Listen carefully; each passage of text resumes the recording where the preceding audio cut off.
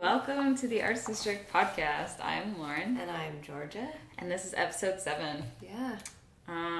This is the latest we've ever recorded. It's like 10 o'clock. No. Yeah, it's 10 o'clock right now at night in Toronto. Exactly 10 p.m. And it's the closest we've recorded to release time. It's Thursday night, and this goes up Saturday afternoon, so... Yes. It's lucky I don't have class tomorrow afternoon. I'll just be editing. Yeah, that actually did work out. Yeah. I've got quite a few things to talk about. How many things do you have? I have a few. I've got one that's kind of 2 things. I've got 4 things, I guess. Yeah, I got about 4 things too. So we'll see. We might have to split this episode and put it up in 2 parts. I think that's what we'll probably end up doing. We'll have part 1 and part 2. Yeah, because it's going to be harder for us to get together next week. Yeah, I guess we'll just have to figure out a good thing to cut it. Yeah, so I guess I'll figure that out. Yeah. Maybe have to rearrange stories. We'll see. Okay, so I'm going to be talking about a film that I watched last week. I guess it's an indie film.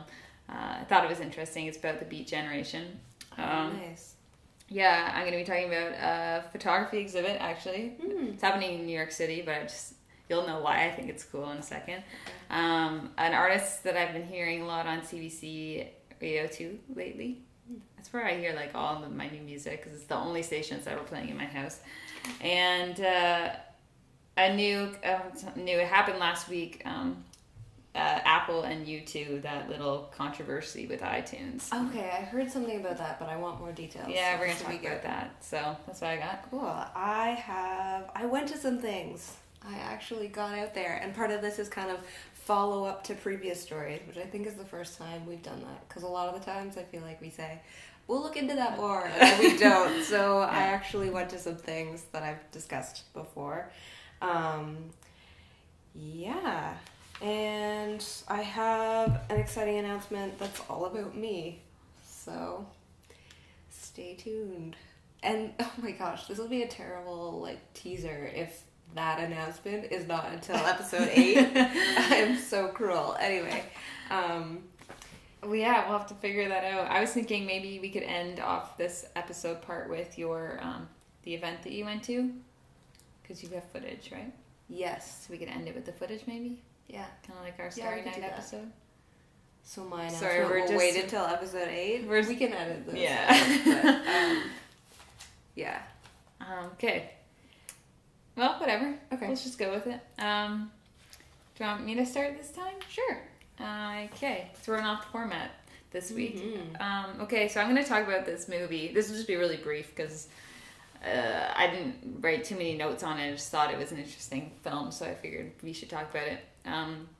It's called Kill Your Darlings. Have you ever heard of it? Yes. Have you seen it? No, but I really want to. Jeez, I wish you'd seen it. This would make the conversation way more interesting. Oh, damn. I have a mental list of movies that I need to see, and that's on there. Yeah, I haven't been watching too much TV or movies lately, and I was just surfing through the Movie Network on demand, and I saw that one, and it has Daniel Radcliffe in it from Harry Potter, so I was like, okay, why not? He's a good actor. Mm-hmm. And at first, I was doing a couple different things in the kitchen, and it was just kind of on, and I would go in and check on it every now and then.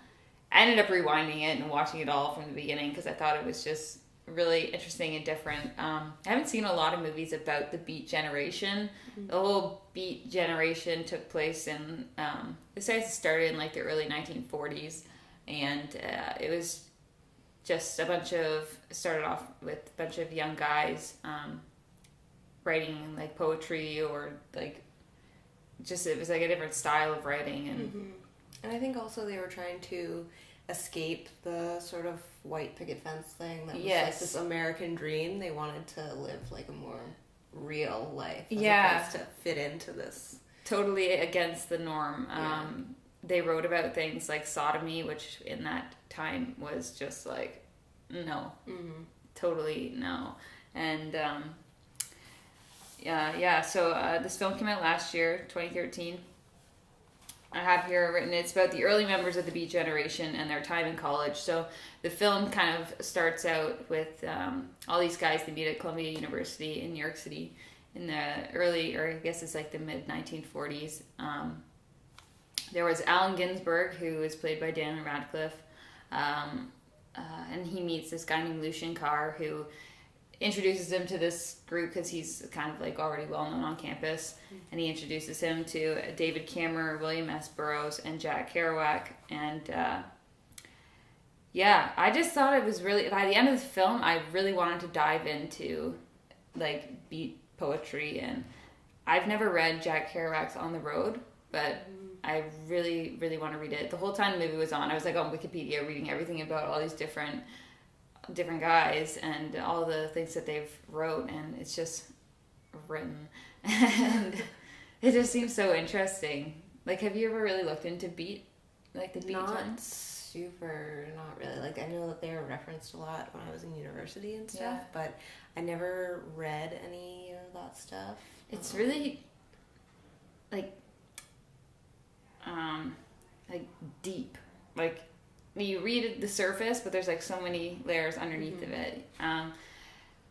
It's funny, when I went to San Francisco in March, I stayed at this hostel, and right beside the hostel was the Beat Museum.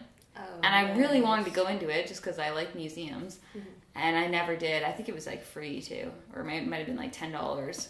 It just didn't work out. I was there for 2 days, and I hate that stuff. I was busy. I know, and now it's like, I wish I'd gone. It was right beside me. I know. As like a design student, when I was in England, I didn't go to the Victoria and Albert Museum, which is just like, you know, like it's things that you don't. Yeah. You know, it just doesn't always work out when you're traveling. I know. The world is so big. And now I'll probably get totally into the whole beat generation, and I'll be like, damn, I could have gone, and I didn't go. Well, you just have to go back. Yeah, that's true. I will go back. Yeah, so I didn't really get too detailed with my notes. I just wanted to mention it. If any of you have seen it, then, you know, let me know. Or go watch it. Or something. Yeah, it was interesting. Kind of, the whole plot is going towards, like, if you know anything about these 5 guys, and then, like, the Riverside Park murder, it's kind of, like, goes towards that. Like, that's the plot line, just going towards, like, this, I don't know. I don't want to give it away, but I also can't. But it's based on, like, real stuff. Yeah, no, it is a true story, loosely based. There was some controversy, like Lucian Carr's son in real life said that it was fabricated and all this stuff, and it was only based really on Allen Ginsberg's side of things, as most things usually are. And his account of the events, you know, are a little more fictional, just to gain interest. So, so yeah, I guess it's hard to say stuff like that. Yeah. I recently, this is not the same time period at all, but I recently rewatched The Young Victoria, and Queen Victoria kept really detailed journals, and some of them have been published. Like, I have a couple volumes from before she was married. But one of her daughters, like, after Queen Victoria died, one of her daughters was, I guess maybe it was in her will or something, had to, like, edit everything. So there are sections of her life that, like, were burned in the 1800s. And so we don't have those records. But then there is still a lot. And I don't know. It's so tricky with, like, people's lives. And some documents just don't exist. But they have released, like, the rest of her diaries that exist now. I think you can access it online, but I'm pretty sure you have to do it through an institution. Like, you have to be doing research on the time period. Right. There's only a couple volumes that are actually for sale. Anyway. Yeah, it's interesting. Side story. I like movies and books and stuff that are based on real events. I don't know. So I like cool. that stuff. So yeah, you should watch it. Go watch Kill Your Darlings. It's a totally like different role for Daniel Radcliffe that I just am used to seeing him in Harry Potter. Yeah. You know, being this like innocent wizard. Yeah. And here he is playing like this poet or writer who's he like not way very more, innocent, like suave and stuff? In Harry Potter, he's so derpy. Yeah, he's not suave. He's kind of got like that messy artist look going. A little bit disheveled. A little bit disheveled, a little bit greasy kind of working it. I like this hair in it. Alright. I like this hair. I have seen photos. It does look like some pretty good hair, actually. Yeah, good hair action. Yeah, so that's Kill Your Darlings. Just a random little note. When I was watching it, I was like, oh, maybe I'll talk about this in the podcast. So that was that. Cool. Okay. So I am going to talk about a couple things that I went to. I've talked about both of them before, and now I'll just cut to the chase and tell you what they are. I visited both the Anishinaabe exhibition at the AGO and the Alex Colville Retrospective. Cool. I did that this Sunday afternoon, and yeah, it was good. So I'll tell you what I thought. First off, I'm going to say, I don't know if this is just me or if it was the organization of the exhibition, but the sort of title wall for the Anishinaabe thing kind of led into two galleries, and I definitely ended up going in the wrong gallery first. So, and the gallery I went into, yes, it had some Anishinaabe artwork, but it also had a buttload of Group of Sevens, and I was like, this does not feel appropriate, considering the Group of Seven was just a bunch of white guys. And one of them was even, like, not Canadian. He was from England. Yeah, great art, but not Anishinaabe. Yeah, so I have to say that, like, tainted my view of the exhibition. Because, like, I went in and I was like, what the what? Mm-hmm.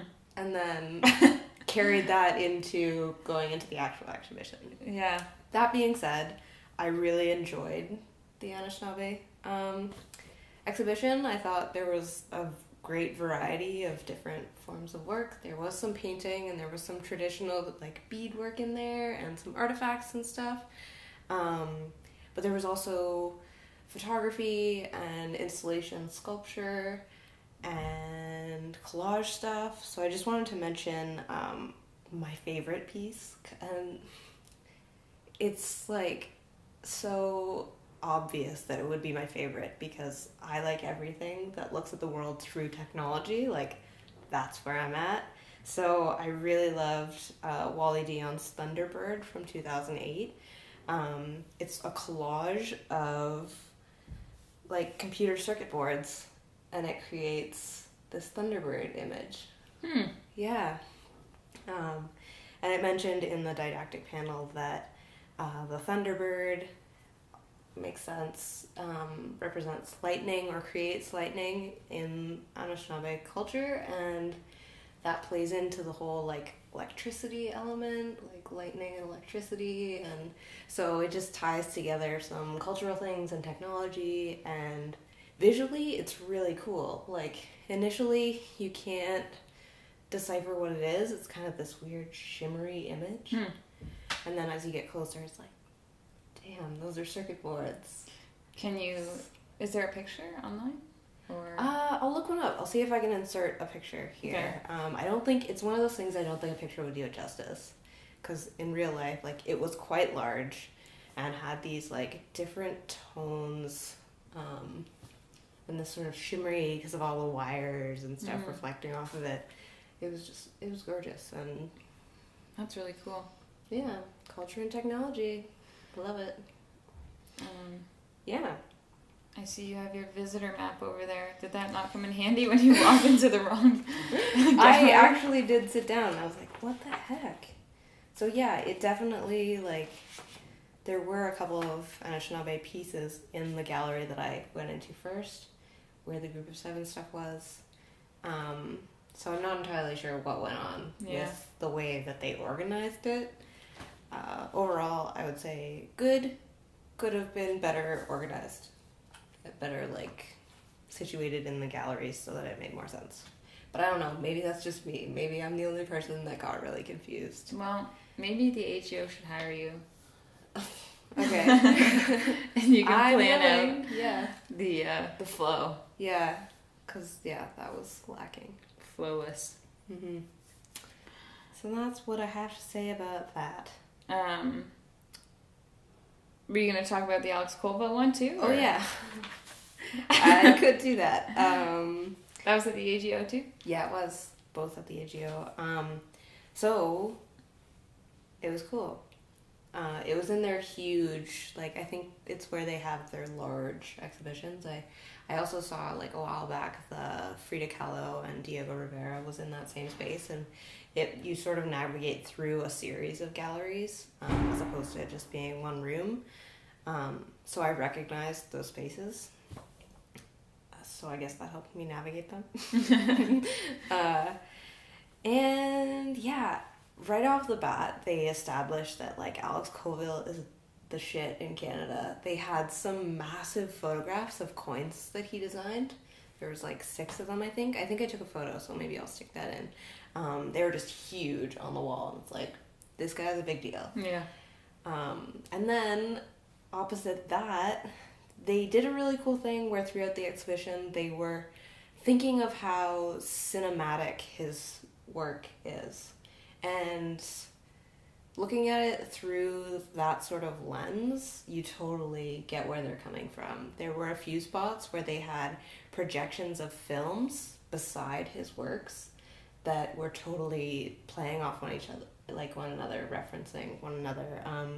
They had his piece, To Prince Edward Island from 1965, with a woman looking through binoculars at the back of a boat, next to a scene from Wes Anderson's Moonrise Kingdom, where Susie is like on a lighthouse looking with binoculars. And then later they also had his piece Target, Pistol, and Man from 1980 paired against the Coen brothers' No Country for Old Men. And it's sort of, they're both still scenes where you're not sure exactly what's going to happen. Maybe nothing's going to happen. And they just fit really well next to each other. And they also had a blurb about how Hitchcock recreated a bunch of Colville's paintings throughout his films. That's cool. Yeah. Wow. So very, like, and you see it once you're looking at his paintings. There is something very, like, a cinema quality to the composition and where the action is and stuff like that, which I thought was neat. They also had some of his rough sketches, which were really impressive, like, clearly technically skilled, and you can see what he's looking at and how much work is behind the painting. Overall, I would say I like his earlier work better because it had, like, stylistically, I think it's more interesting. It has, like, a lot more fine brush strokes. It's almost like pointillism, but there are brush strokes as opposed to dots. Whereas his later work, like, smooths out a lot. It's not, like, photoreal, but it's definitely really smooth and creates depth in a way that I've seen depth created more. Yeah.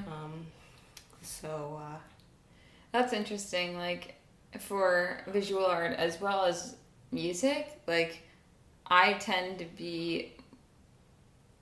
like people's first attempts, like when they first start out, their work then, as opposed to work that, like, they're doing now or however many years later. Like, there's just a raw quality to it. Right. That's not as polished. They haven't totally figured out, and they haven't, like, what soaked up as many influences. Yeah. So it's just them doing whatever is coming, you know. Yeah.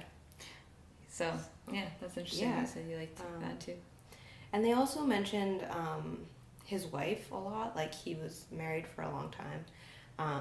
And I think it was one of those where, like, she died and, like, 6 months later he died type thing, which Like Johnny and June. is sad, but, like, so nice because it's like they couldn't live without each other. Anyway, so she is the model in a lot of his works, and it's just really nice because she's always the female model from the beginning of his career to the end of his career, and you get to see them throughout that time because he uses himself as a model as well. So that was really nice. That's cute. Love story. Yeah. The So Colvilles. yeah. Overall, good exhibition, good retrospective, and I enjoyed meandering through. And also the movie references. Totally cool. Yeah, Like, that was neat. you wouldn't always think to do that, but it worked really well. So Yeah, fun day at the AGO. Okay, so maybe I'll talk about that photography exhibit then, since you were just talking about an exhibit. This is actually something that I was just reading about today before I came down to Toronto. So I thought, oh, frig, I'm going to throw it in there because it kind of ties in with everything. Okay. So this exhibit is, how can I word this? It's a Stevie Nicks photography exhibit, but it's not just people's random pictures of Stevie Nicks. It's pictures that she's taken. Oh, nice. So she did, from 1975 to 1987, she took a bunch of self-portraits. Okay. As we know them today as selfies. So this exhibit's called 24 Karat Gold. It kind of goes hand in hand with the album that she's putting out in October called 24 Karat Gold. Mm-hmm.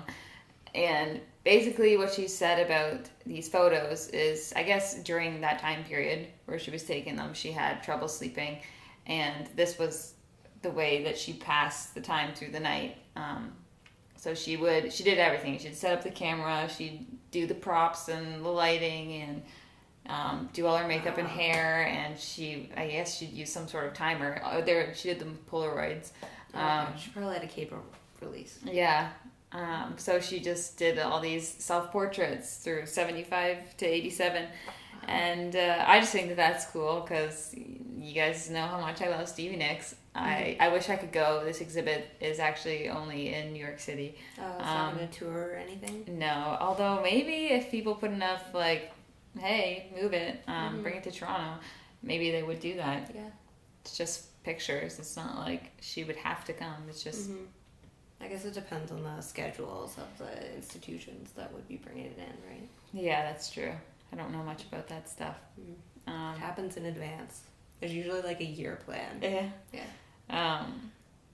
Yeah, I don't know. I think it'd just be really cool. So if you're watching this and you live in New York City, you should go and then tell me how it was.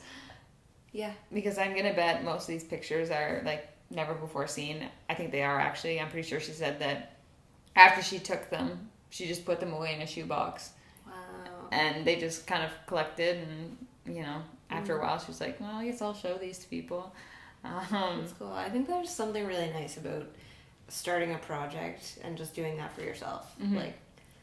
That's really neat, you know? And then later being able to be just confident and say, look at this thing that I did. Yeah. And no one was watching, you know?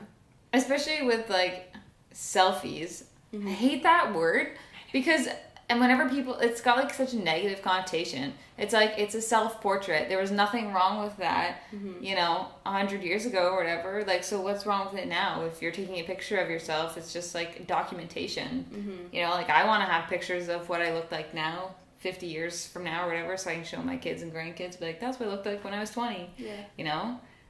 All my mom's pictures got ruined in a flood that we had, so I have one picture of her in her teenage years, and it's weird because I wish I knew what she looked like, but I just got one picture. Right. So I totally encourage taking self-portraits or just taking pictures of whatever you want to. Yeah, so I hate the flack that people get for taking those pictures. I mean, some people go a little overboard and post a couple every single day. Yeah, but that's a lot. And then share them too. It's share one every now and again if you feel like you look good and you want to share that. It's positive. Mm-hmm. But otherwise, it's just okay, whatever.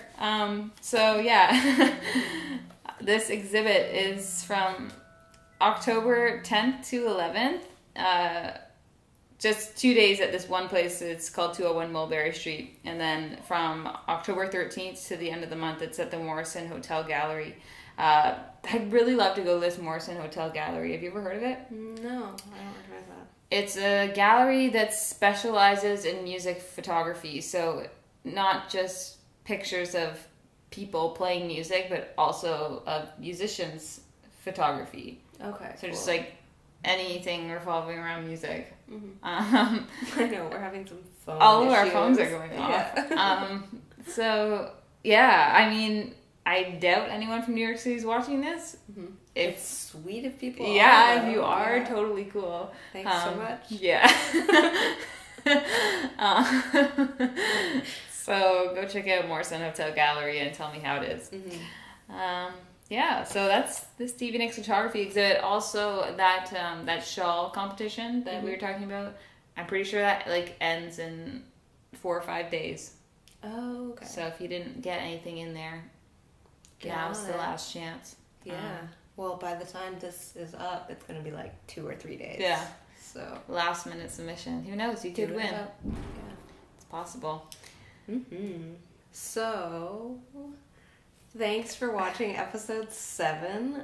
Part 1. Part 1, yeah. I guess we're gonna cut here and then talk some more and put that up in another week. So it just makes sense that way. Yeah. Yeah. So thanks for watching. I don't know what we're going to be talking about in this episode because it hasn't been edited yet. But I hope you enjoyed and learned something. And feel free to get in touch with us about any of this or about other stuff, or if you want us to talk about different things. We have Gmail, which is theartsdistrictpodcast@gmail.com. We are on Facebook. We're the Arts District Podcast. Twitter @TAD Podcast. Tad Podcast. You know, the Arts District Podcast. It's too long, but yeah. And you can comment on YouTube. So we've got lots of things, and we're also both on Twitter. So yeah, I wanted to mention too. If you are an artist, like a singer-songwriter, musician, whatever, if you record music and have demos, send them to me if you want us to, or I guess me to talk about them, because I love hearing new music, and I want to support up-and-comers. So, exactly. So and the same goes here. If you are a visual artist or if you're a sound fine artist or whatever, like, I dig all that stuff. You don't have to be just a painter with me, though I like painting as well. Any sort of fine art stuff, if you want to send that my way, I'll check it out for sure. Yeah, so send that to our Gmail account. Yeah. The link will be in the bottom YouTube info area if you forgot it already. Okay, so thanks for watching. Yeah. Bye. Bye.